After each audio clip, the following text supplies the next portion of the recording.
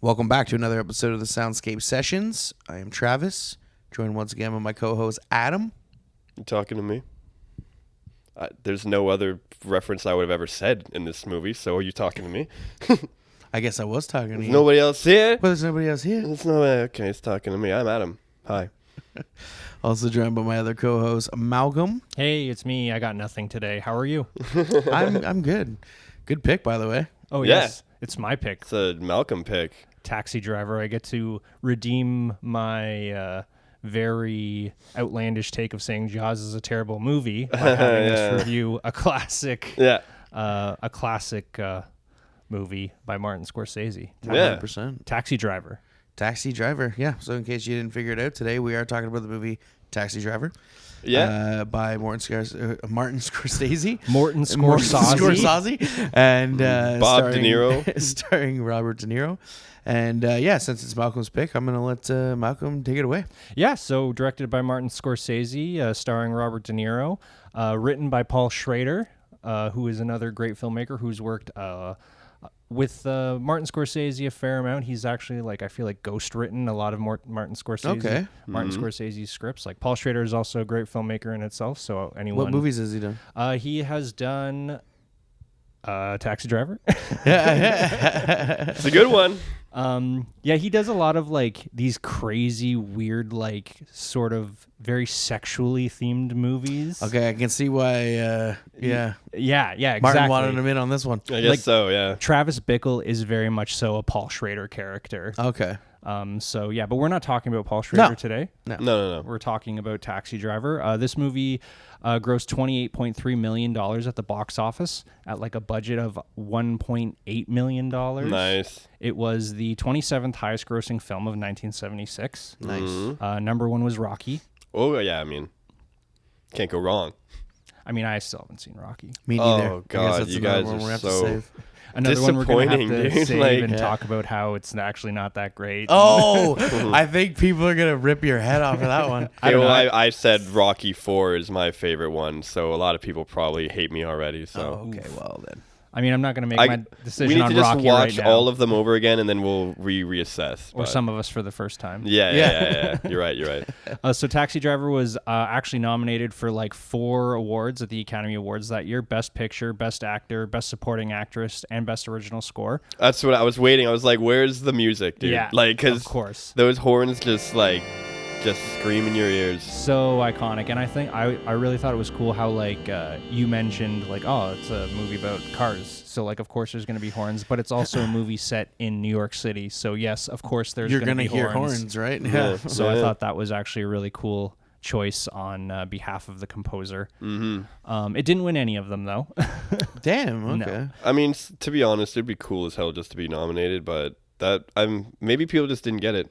I mean, the Academy has always get it. been we're going to have the winners. I mean, maybe not now, but back in the day it was you kind of had to be established to truly be recognized by the Academy. So I think the fact that Martin Scorsese was even nominated, considering this is his second major motion picture. Absolutely, yeah. Is pretty much a feat in itself. So talking about the movie in general, I kind of wanted to pose you guys a question. The main character, Travis Bickle, kind of goes on a bit of a journey in this movie. And I don't want you to necessarily answer this question now, but let's think about it as we recount the events of the story. Is it a descent into madness, or is it a hero's journey? Yeah, exactly, right? Depends on what your definition of madness is. Exactly. So we kind of start off the movie, and Travis has sort of been rejected by the world. It seems like he's suffering from insomnia. He was discharged from the army. And even the dispatcher at the taxi company kind of gives him a hard time when he tries to joke around a bit. How's your driving record? It's clean. It's real clean, like my conscience. Are you gonna break my chops? No trouble with guys like you coming in and break my chops all the time. If you're gonna break my chops, you can take it on the arches right now. You understand? He's just hey, I got enough guys giving me a hard time, and give me a hard time, I'll fucking give you a fucking hard time. You hear that? Everybody's so mean. Yeah. Mostly all his interactions with people are not the greatest. Yeah, exactly. And everybody's always standoffish except for young Frankenstein. Yes, very true. I don't get that reference. His friend. Danny. It's not Dan Boyle. It might be Dan Boyle, but Wizard? huh? Wizard. Yes. Yeah, His fellow cabbie. Yeah. Oh. He's kind of the only guy who like listens to Travis. Yeah. And says like, "Hey man, you're gonna be all right." Like, you know what I mean? Yeah. And like the movie really establishes this too, right? Like he's kind of like going through the motions, like he's suffering from insomnia, he's eating really terribly, like He's also not exactly. He's not exactly putting in like normal efforts, like as a guy who's trying to like fit in. He kind of seems like standoffish himself. He kind of seems like a kind of a dick himself. I but mean, that's just me. well, no, it's like he's very awkward. It's Very awkward. Like as the movie went on, I think like the best way to describe him is he's kind of like a man child, you know? Yeah, that's a good point. He's not like a fully grown Holden up. Caulfield, Sorry. a Catcher in the Rye main character. Oh, okay. Didn't see that. Yeah. or You read never. that. Oh, okay. Well, anyway, Holden Uncul- Caulfield's piece of shit character. Anyway, that's gonna get some hate. Uncultured swine over here. Yeah, it's okay. Anyway, Holden Caulfield is essentially like a brat. Like Yeah. kind of Okay. like that kind of deal. So And like that's like kind of what Travis Bickle is in this movie. He's like a child. Like he's trying to find his place in the world, but like he doesn't really know how to go about it. Like he eats junk food all the time. He doesn't know how to take care He of himself. loves his Coca-Cola. Yeah, he loves his Coca-Cola. And Yeah. he went on his days off. He goes to the porno movie, the dirty movie theater. Yeah. And he doesn't really know what other movie theater to go to. He's just kind of like this simple dude, right? So he self-medicates his insomnia with like pills, alcohol, and like more work. He's like very disconnected from reality. He tries to hook up with the concession girl at the dirty movie theater. Right? Like, it's just like, yeah, this isn't where you ask someone out on a date. he doesn't pick up on social cues. No, like, he does at not. all. Yeah, so he clearly has like a lot of rage because the world's like not accepting him, right? And he kind of projects his rage onto the setting of the movie, which is like New York in the 70s, which, as we were discussing during the movie, it's like a crime-ridden. Yes. And during the 70s, crime was on an all-time high in New York City. So. Yeah, that's what you said, 1976. Yes. It was at like the highest it had ever been. So, yeah, that's a very big theme of the movie is like the kind of like scummy New York underbelly is almost a character in itself that Travis sort of projects all of his like rage onto. He kind of makes a prophecy earlier on in the movie. He says, someday the scum will be washed away from the street. Yes. Right? So Someday a real rain will come and wash all this scum off the streets. he kind of he disconnects from reality, and one of the ways he does that is his infatuation with Betsy, right? Out of this filthy mess, she is alone. They cannot touch her. First starts with Betsy, yeah. Yeah, and there's a lot of... So this movie clearly takes place from Travis's like perspective, right? And I was kind of wondering as we watch this movie, like how reliable is Travis as a narrator?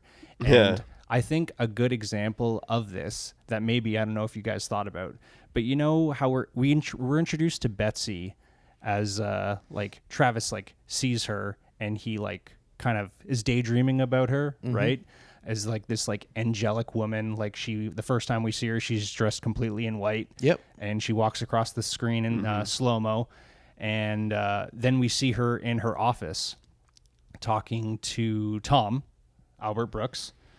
Tommy Boy with the And- glasses and the hair. Who plays Nemo's father in Finding Nemo, just Oh, for okay. everybody. Oh, nice little bit of trivia there. But something I thought that was Nemo's father. the conversation they're having. Oh, you're right. Sorry, I had to put that two and two. I'm like, wait, what are you talking about? Are you fucking high? No, you're right. So the conversation Betsy and Tom are having is like kind of natural, but there are some parts that kind of struck me as odd. In a way, like the part where she says, "Put on your glasses." Put your glasses on. Okay, just a minute. All right.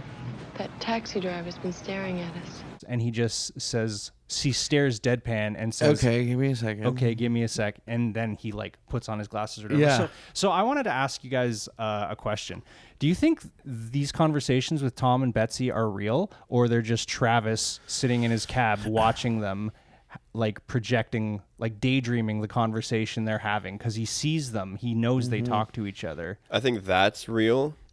I think there is a specific point in time in this movie. I have a theory. I have two theories. Okay. In this movie that I'll save, but like, I think that's real. I think that happens, and I think that's what drives him to get to the point that makes him go down the road of where the rest of the movie is like all in his head. But like, if the movie and the story is told from Travis's perspective, like a lot of the narration is like Travis's journal, right? Yeah, you can't exactly. You're right. You can't trust it. He know what they're saying inside the office, right? Because like almost every scene in the movie is like solely Travis's perspective, what he knows and what he says, and there are like 3 times I think we separate. There's 2 or 3. Travis. Yeah, there's 2 or 3, and that is one of them. So I'm just like curious, like, is it real or is it just all in Travis's head? What do you think, Trav? What did you think when you were looking at them through the window there in your cab? Yeah, like I don't know. It's really hard to say at this point. Like, because every time I watch this movie, I try to like think, okay, where's like the points that are real, what's not real, and I still like really don't know. But I would have to say I think it's in Travis's head, just because when he talks to her, he says like, I drive by here and I look at you, and you know I see that you're unhappy and all this shit. It's like, how do you know I'm unhappy? Yeah. And then also she kind of just like goes along with it and doesn't do what I just did. Like, you know, well, what are you talking about? How do you know I'm not unhappy? Well, I guess like it's she's different kind in of the just 70s. like, ooh, okay, like. Well, I think it's different because like we're the viewer, and we're following Travis along, so we kind of know how disconnected and awkward he is. Whereas like from the movie's perspective, he just kind of walks into the office. He's like dressed fairly nice, and he's sort of charismatic in a way too, right? Like he believes his fantasy so much that he thinks he actually does know her, right? Like, Yeah. so he speaks with like such confidence and that's all she sees, right? Like she doesn't see the awkward guy hanging out I in the get porno that. theater drinking Coca-Cola. But here's the thing: is that real? Because like sometimes I think because of the ending, Yeah. I think that maybe that scene didn't even happen because we saw him go to that theater already. You know what I mean? Maybe something else happened, but that was how Travis remembered it, and that's what he wrote in his journal. Like, Maybe. you know what I mean? I mean, I get where you're going, but I think I kind of draw the line of like, I think that kind of did happen. Like, I understand what you're saying, and I think we'll get to there at the end of the movie. But like, I think he actually did go in there, and I can kind of like understand how he kind of comes in with this like very charismatic, very confident, and like she also in the scene earlier, if we are to believe that it is true and not from Travis's perspective, she seems like she's kind of bored with her life. And like bored with like, you know, Tom is just like always kind of badgering her, and like she's like kind of not really like keen on his charm, and like Travis kind of comes in and represents this like interesting outside force, right? different. Yeah, it's different, right? Meanwhile, his ass is not, and his ass is too consistent, and that's the problem. Yeah, exactly. Tom is the safe. Tom is the boring. Tom is the everyday normal that Travis kind of represents as sort of a means for her to escape, right? Yeah, definitely. So I think I was going to ask you guys this question. Why do you think Betsy accepts the initial date with Travis? The reason for what I just said is kind of why. Right. I think so. Like, I think literally, I think there were different social standards on how you were allowed to approach strange women back then. Yes. And back then, you could go up to a woman and be like, you know, I was watching you from my car, like, you know, for 2-3 weeks, and you just something about you. I really liked your hair. You want to go like to a movie with me? And that would And then the work. girl would just be like, wow, that's so nice. You really like actually thought that's so nice. I'm swooned. So I think that might play a factor into it, but I think what you said is also a main aspect. Like literally, she just, hey, this is something different. Yeah, something know? different. So What do you think, Trav? Why do you think Betsy accepted his initial date offer? Again, like if we're going with it actually happened, that very thing. Like it's just if we're going with she's, you know, bored of her average life, and she's, I mean, she to the point where she's like, you know, put your fingers and try to fucking, you know, open this matchbook. That's how goddamn bored I am. Like obviously maybe she thought, you know, Travis offered a little bit something like different that the average person or guy that she was seeing didn't really offer. And I think I'm really glad you brought up that point with like the matchbook too, because it's just like as a director or a storyteller, like why would you include that like in the movie? Like, of course, it's like a funny bit, but like what service does it? What Like point purpose does it serve? Yeah. Yeah, and like that is it shows how bored she is. Exactly, right? Yeah. So, so like as I said, Travis is constantly kind of distorting reality. He thinks like work will make him sleep, and he believes he has this like fantasy with like Betsy. He thinks they're already in love before he even like meets her, and then he also believes like the world needs to be purged, right? So he's under this kind of like mental distortion, and he caps it off with taking Betsy to a porno theater and thinking that's a great place for a date.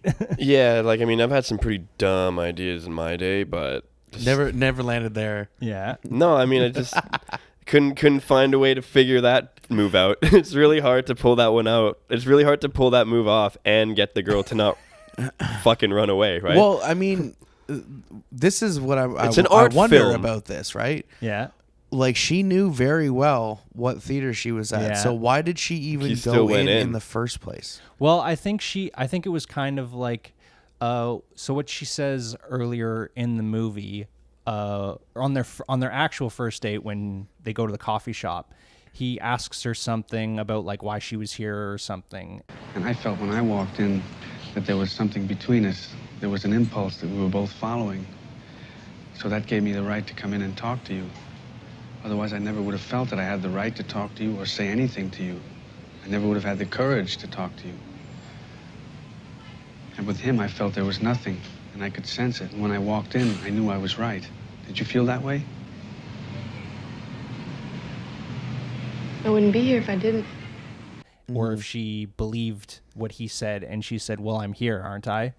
So I think it was kind of like along those lines. Well, it's just like, all right. He also says like, no, it's good. It's good. I've seen people take their dates here all the time. Yeah. He distorts reality once again. He lies. She's to her, very right? skeptical So going in there. She's like, all right, I guess I'll give it a shot. Maybe it's not what I think it is. And then it is exactly. Oh, it's she worse. thinks, right? It's worse. Yeah. There's like a whole bunch of people in that film.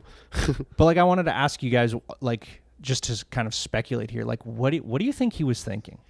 He's very disassociated from society. He doesn't pick up on social cues. He may be on the autistic spectrum.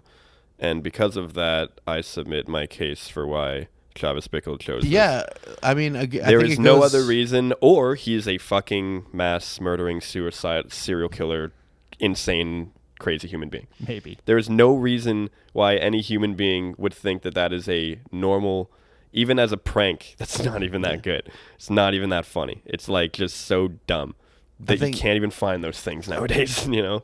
That's just me. I think it kind of goes back to like what you were saying, like he's a man child. Yeah. So like to him, he's just like, oh, we're adults. That's what adults would go watch, right? Like, True. You know what I mean? Like He's That's pretending. actually so true. You're right. Yeah, he just doesn't know. Like he's just confused. Like And What that's did he what do growing up? Like, what was his upbringing? Well, You that's- get to tell with your the notes and stuff, but Well, no, I don't. The movie is pretty vague on his upbringing. Yeah. He doesn't Very really talk vague. he might even talk be making about it that too shit much. up. you dude. literally only get like the little bit of background when he writes the happy anniversary card Yeah. to his parents. That's it. Exactly. But I think something what you were saying earlier about like the whole man-child thing and like he doesn't know any better. He says that in the movie, right? Like he's just like, these are the only movies I know. I don't know. He does, I don't yeah, know about absolutely. movies. He does claim plead ignorance a lot. And then Like, and then he says like, I mean, I'll take you to any movie you want to We go wanna to. go, I'll take you Like, to we another don't movie have to go theater. to this one. Like it's just like, yeah, he's not getting it. total like, man child. He just Yeah. does not get Yeah. the fact that what he did was wrong.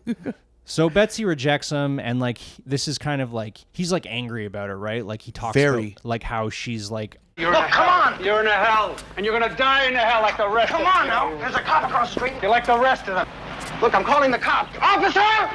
like he's kind of like an incel, really, right? Like he's Okay, like, so that's Adam's time, theory number one. Adam's theory number one is that Travis Bickle is the original incel. the OG incel. The OG Yeah. incel. Make that the title of the thing. Travis Bickle is the OG incel. See how many clicks that gets. But like yeah, I like after he's angry though, like he's like lost though, right? Like because like that's in the first half of the film, like that's his like kind of guiding star. He's like, oh, I'm gonna fall in love with Betsy and we're gonna live happily ever after, and then that doesn't happen. It kind of crashes and burns. Definitely. In that scene where you were even talking about, right? Like he calls her and it's like so embarrassing. Yeah, there was so there was actually a fact on that. I didn't write it down because like I did understand it. I just like they were just other facts and stuff. We'll but go like for it. it's essentially like don't quote me, but Martin Scorsese said that was like the hardest shot to film because I guess of certain technological demands or whatever of it. But also, it's supposed to signify that, like, he's so pathetic that even, like, the fucking camera, the audience can't even, like, stand to look at him. Like, you got to look away. Yeah. Like, it's so hard to watch somebody be that pathetic and so, like, understanding of what he did wrong and stuff. Misunderstanding. We're not. But yeah, and it was, like, supposed to signify just, like, even, like, because, like, it holds on him for a while, and even the audience is just like, okay, come on. Cut away. I'm ready to not watch this anymore. And then he's just like, no, I won't cut away, but I will pan down the hall. And we're just not going to look at him anymore as he continues to. But you're gonna still have to listen to him. You know, it's ruthless. So that was one of the facts that did not make the grade. But I thought it was cool nonetheless. I'm glad you brought it up too. Like so he's I've lost everything on that one. So he seeks some advice from his fellow cabbie friend Wizard. Man takes a job, you know? And that job, I mean, like that, you know, that becomes what he is. Yes. A kind of an appropriate nickname for, I guess, the person who's supposed to play the role of, like, in the hero's journey, you have this, like, archetype that is, like, the wizard or the like wise the wise man, right? Mm-hmm. Like in Lord of the Rings, it's Gandalf. In Star guide. Wars, it's Obi-Wan Kenobi. Mm-hmm. So in Taxi Driver, I guess if we're young say Frankenstein, Taxi Driver is a hero's journey. Wizard plays the role of the wise man. Yeah, Ray Romano's father. Yes. So he doesn't really give that great advice. He kind of says that they're all fucked anyway. Yeah. Hey, we're all fucked anyway. You got no choice anyway. I mean, we're all fucked. More or less, you know?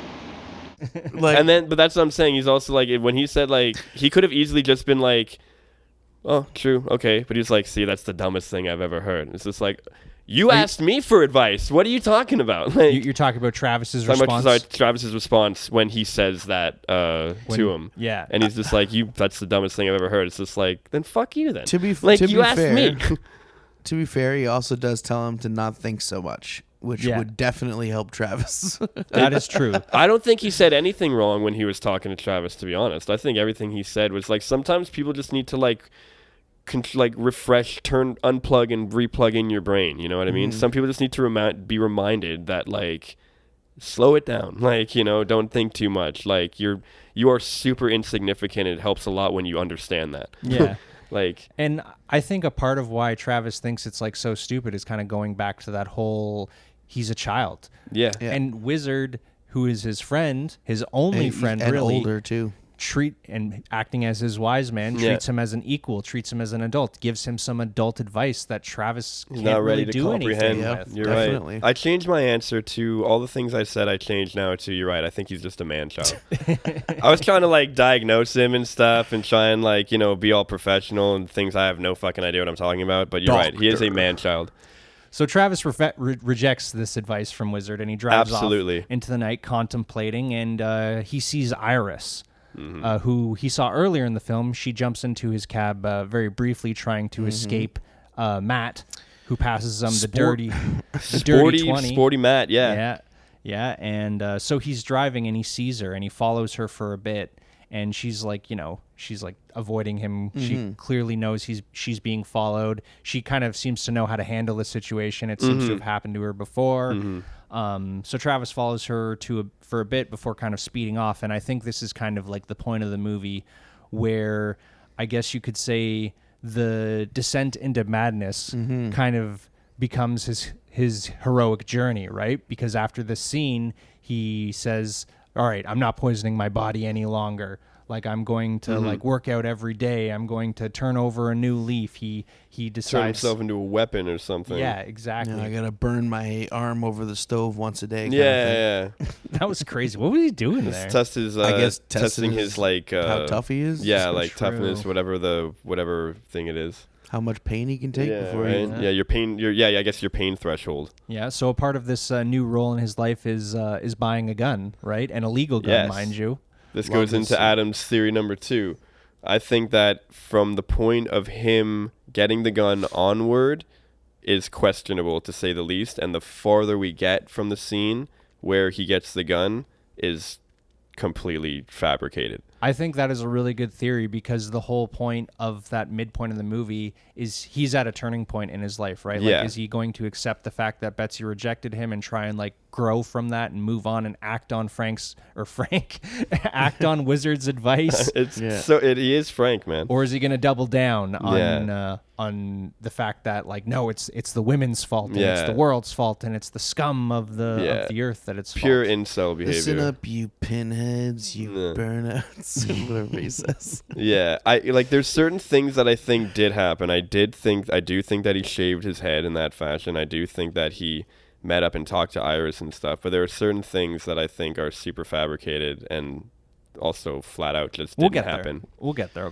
Yeah. So yeah, he buys the illegal gun and he tests it out by aiming it at some women on the street. So Yeah, that's a freaky scene, man. Yeah, really freaky. Kind of like continuing to elude the fact that he's doubled down on the fact that like, no, it's not his fault, it's the world's fault. And I think something that is also cool. So Travis is like so obsessed with like, you know, at this point he's kind of decided that he's going to be the one that like rids the scum of the world, that he's going to be kind of the messiah of his prophecy earlier in the movie that is going to wash the filth from the street. This is my curse. But like he buys a gun from a guy who turns out to be a drug dealer, right? Like after he buys like the 4 guns, the guy starts trying The to get him. upsell, man. I love it. I love the businessmanship. But he realizes like, oh fuck, like if you're gonna get 1, you might as well get 4. You know. no, I feel like because like Travis thought he was just getting a gun from somebody, and then all of a sudden he's like, oh, this guy's scum too, fucking selling drugs and. Like he says a couple things. He's like, "You want a caddy like me? I'll give you." Yeah. Like he's like, you know, like a one-stop shop for crime. Yeah. But I think- that dude literally has everything you need. But I think that's kind of reflective of Travis's purchase, right? Like you're a calm, normal individual doesn't buy 4 guns. No, it's true. Illegally, right? So Not all the time. like I think that's like the only reason that the guy was like, oh, maybe this guy wants some drugs. He's clearly insane. well, 100%, Yeah. Let's see how much absolutely. we can get from this guy. He's really excited about getting these extra sales. So from this point on in the movie, he sees himself as the heroic force. So with like new force, with his like newfound purpose, like he decides to apply to the Secret Service, I guess. Yeah, it's one way to do it. You know, scope him out, strike up a conversation, give a fake name, fake address, fake location. I think it really is cool though, like how his character does sort of turn around at this point in the movie. He's not really acting as like this shy, timid Travis earlier. No, he's coming out of his shell. Yeah, he's like doubling down on the is that like a secret? He notices, he picks up on the Secret Service guy, right? Like I'm he's very good at observant. noticing things, very observant. You Very know, I'd be really observant. good Secret Service thing. Whenever he does his like smile with like the squinty eyes and his like jagged ass, crooked ass teeth, it makes me like anxious as hell. Like it's crazy. It's like an awkward silence you can't stop whenever he smiles. It's weird. Yeah. Be careful today. He's You like, have to be careful at a place like this. You have to be careful in around a place like this. Bye.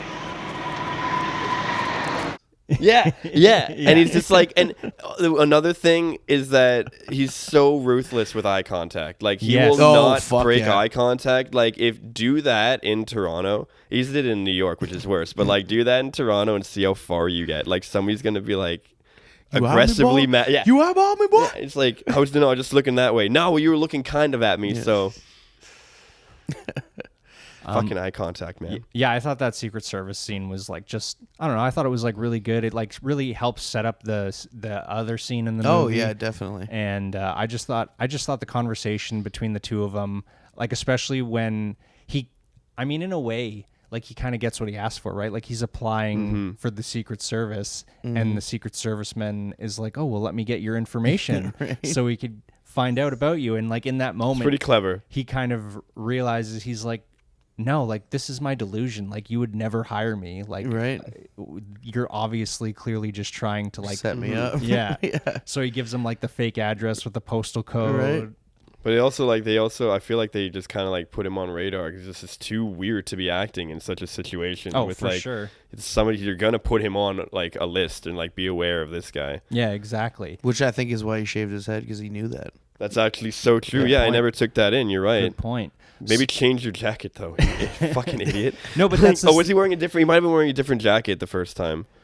He no, he was always wearing the army jacket. Yeah. Just He's a like glued to that dumb, thing in he's this just a movie. dumb man then.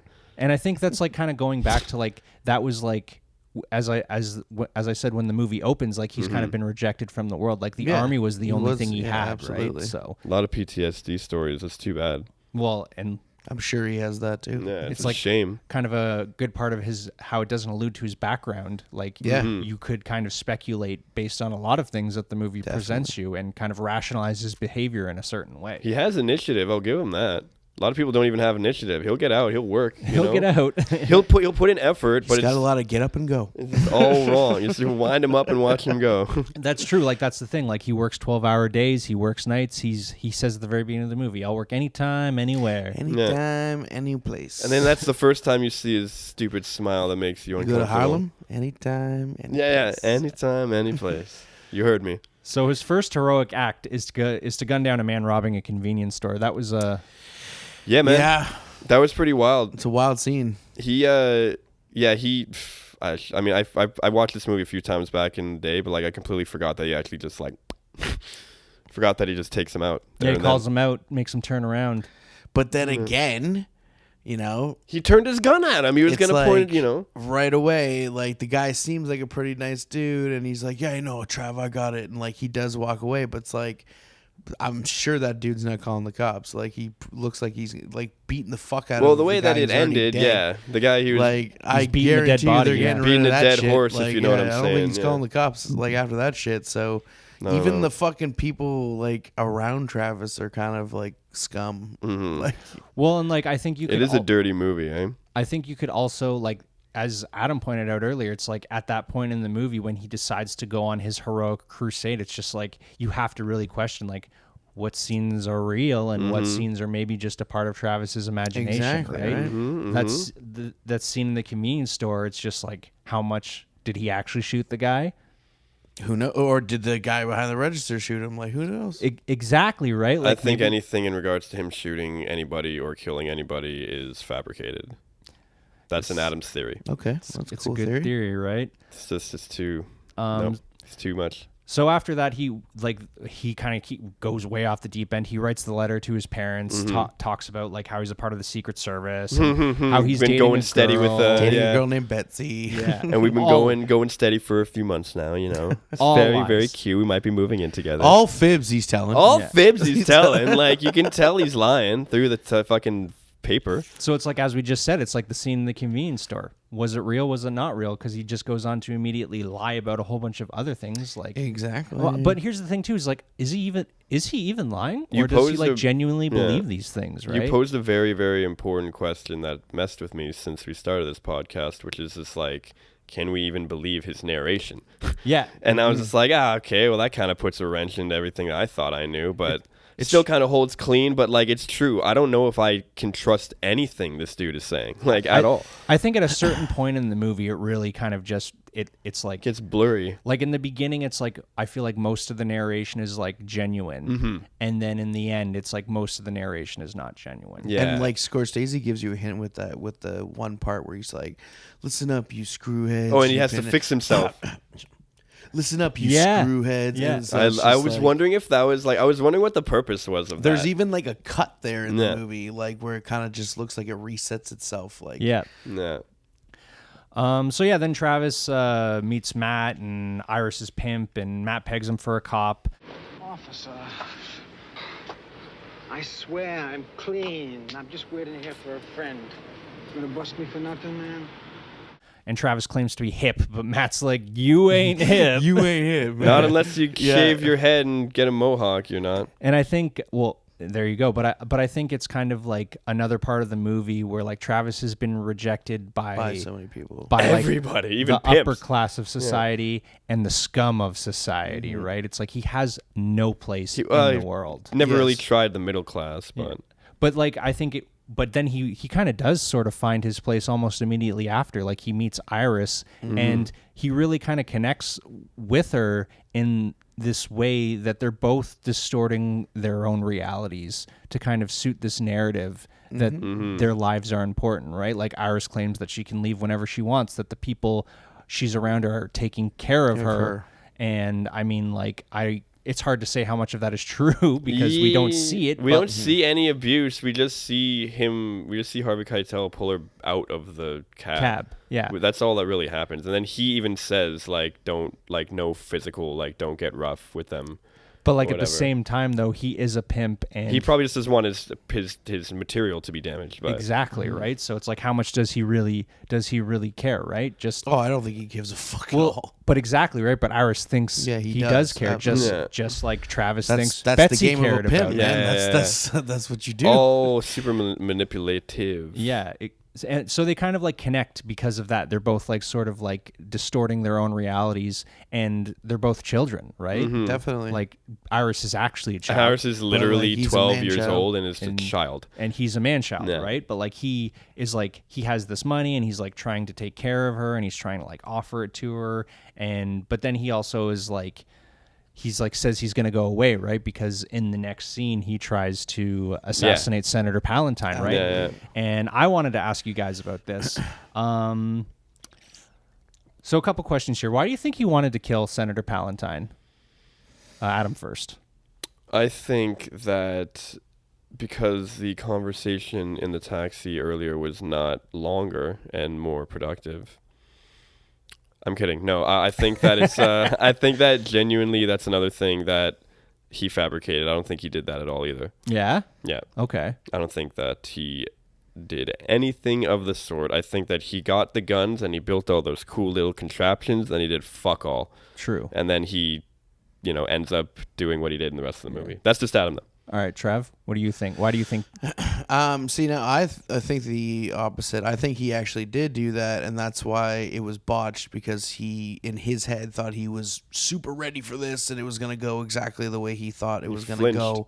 And then in real life, that's what happened. Like, he flinched? He flinched, and the Secret Service were on him, and they chased him down the street, kind of. Because they know him. Like, you got the hair, but same jacket and everything. Why he did it? I would say maybe he was driven because of the fact that he dated Betsy, and Betsy worked for the campaign and all that thing. So I think it was just driven by that. So he just all of a sudden started hating anything to do with like Palentine. That makes a lot of sense, actually. You're right. Yeah. You're right. I mean, I think he did it because Palentine sort of represented this sort of status quo that he believes he's fighting against at this point in the movie, right? Like he's like the vigilante justice that is going to cleanse the dirt from the streets, and Palentine represents this broken political system that doesn't work, that just says the right words and shakes the cabbie's hand and makes the cabbie feel good. That's exactly what a politician does. Exactly. Says a few slogans, Dude, doesn't really know what he's shit, doing, never had a job in his life, kind of deal. Some of the shit Palentine was saying, like, in his speech, I was like, I just heard that like 3 weeks ago. In our election, and it's fucking. It is time for later. change, you know. Yeah. So yeah, I think like I feel like I agree with what you say, Trav. Like I think he flinched and he was just like, I'm not ready for this. I can't actually kill this guy. And then I think it also has a lot to do with like the Secret Service like noticing him. Like he actually wasn't prepared to kill himself or die for the cause that he so passionately believes in. And I think that really fucks with him. The movie doesn't spend so much time in this like in between part where he fails in his assassination of Palentine and he goes to the pimp house or whatever. No, it doesn't waste any time at all. It's just like really quick. It really does. He goes home, he pounds back some pills and some beer, which he said he wasn't going to do anymore. He falls back on his old patterns of substance abuse, and I guess you could say maybe he falls back into into that dream world, that world of delusion that he was kind of like really That's what I'm saying. sort of focused on, right? So now we come to the end of the movie, the big climax where he attacks the pimp house. It's dope. I'm not gonna lie. It's one of the coolest shit. It's one of the coolest scenes ever. He delivers that sweet vigilante justice. He goes the raid redemption on this shit. Like, we got a rampage on our hands. Yeah, boys. man, that was some crazy ass like one man. He takes some hits too. Yeah, he takes going. Takes a hit and keeps on ticking. Dude, the fucking scene, like the shot where he's just like shoots Travis in the arm, like fucking like as far as I am from like Adam. It's so like I just think like Dead oh arm, my right. god damn, that like would hurt so much. That's probably I guess like, they just grazed his neck. Then he didn't get like shot in the neck. It looked kind of like it grazed it, but like yeah. It's still fucking. Dude, he took a bunch of hits. He took a good one in the arm. And the one guy that's like the guy that he shot off like all of like half his fingers and stuff, and the guy's just like, I'm gonna kill you. I'll kill you. And he's like, and he's like climbs like 3 flights of stairs, and this guy's still just like, I'll kill you. And it's just like, dude, like what's going on here, man? You can't kill this guy. So, why won't you die?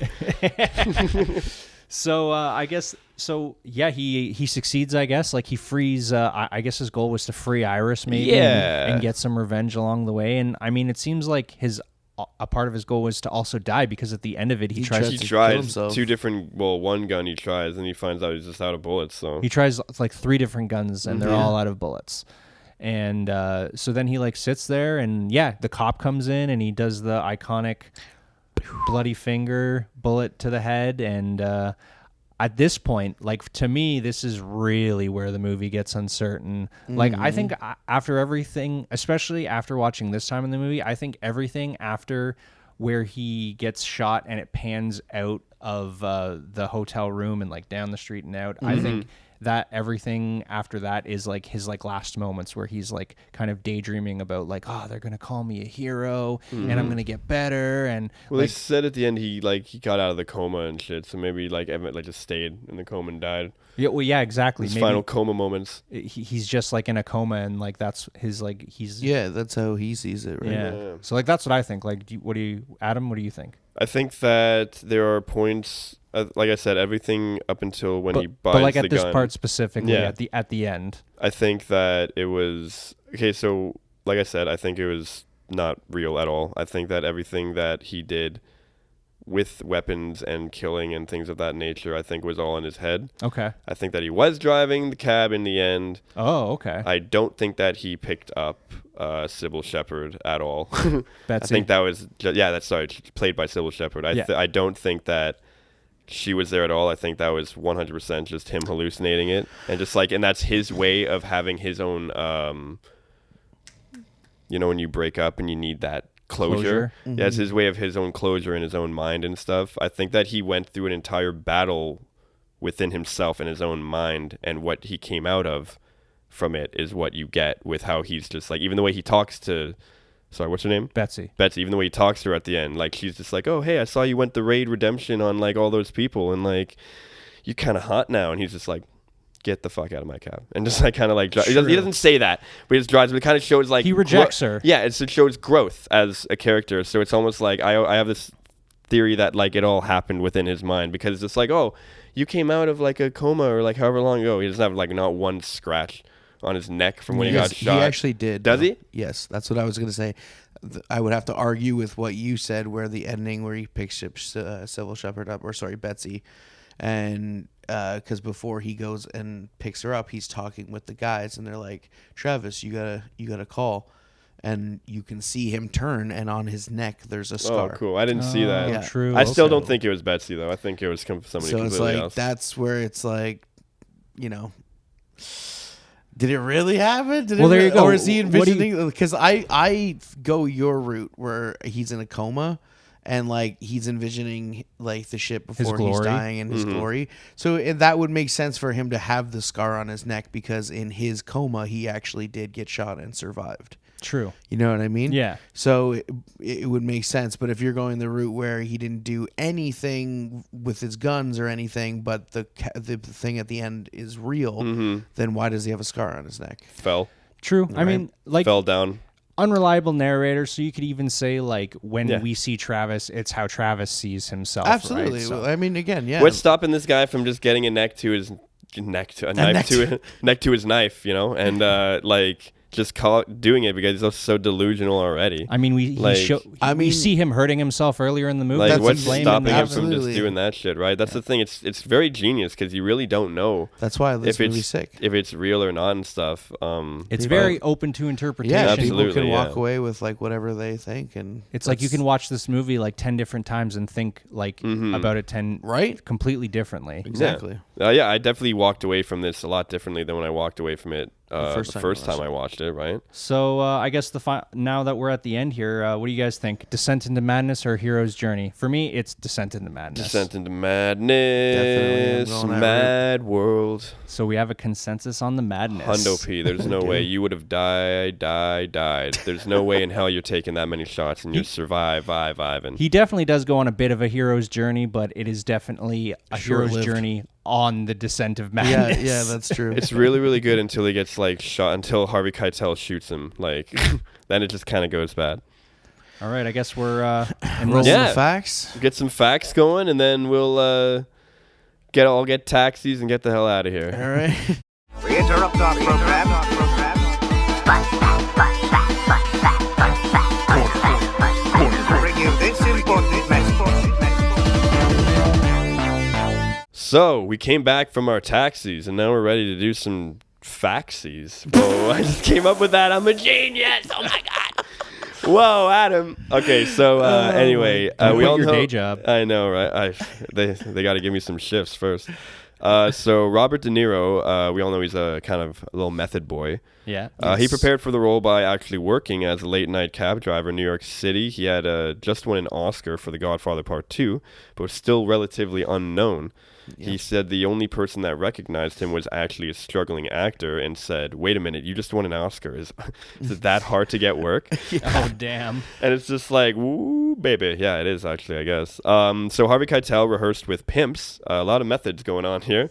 Harvey Keitel rehearsed with pimps to prepare for his role. And the scene where Sport and Iris dance, that was completely improvised. It's also one of those scenes we were talking about. Yeah. These are scenes. I think there's only like 3 scenes that are not Travis Bickle focused. Yeah. And that was kind of the thing. So it kind of like a Whiplash thing. How like in Whiplash, like every single scene except for like the very beginning because you were a dick has him in it.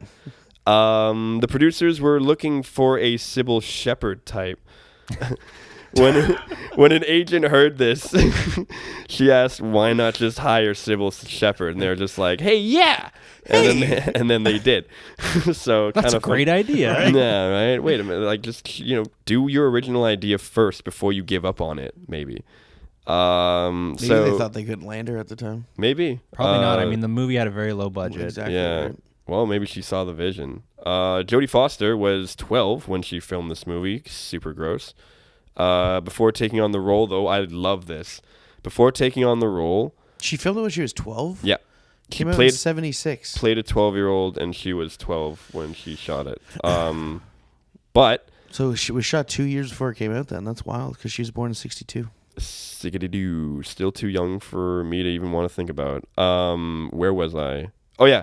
So before taking on the role, I love this. She was required to attend counseling to make sure somebody so young could cope with the demands of the role.